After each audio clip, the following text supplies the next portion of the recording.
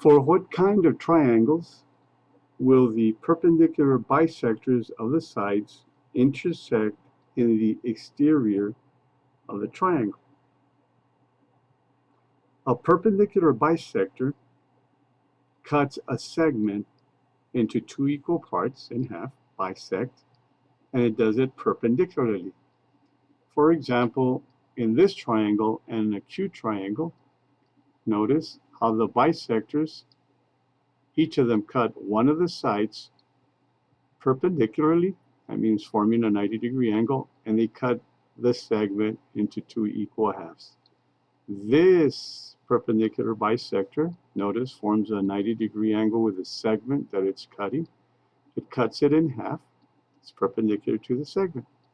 And then this side has this one as its perpendicular bisector, perpendicular because it's perpendicular to the side it's cutting. It's forming a 90-degree angle.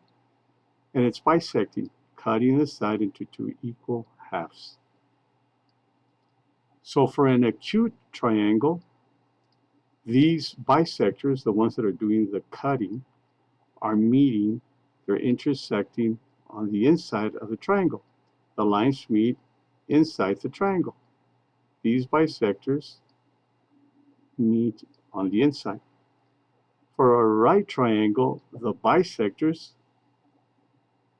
meet smack on the side of the triangle. For a right triangle, the bisectors meet on the side of the triangle. The lines meet on one of the sides of the triangle. And for an obtuse triangle, notice where the bisectors for each of the sides meet. They intersect, they meet on the exterior of the triangle. So to answer the question, for what kind of triangles will the perpendicular bisectors of the sides intersect in the exterior outside the triangle? For obtuse triangles. Obtuse triangles, for an obtuse triangle, the perpendicular bisectors intersect on the outside of the triangle.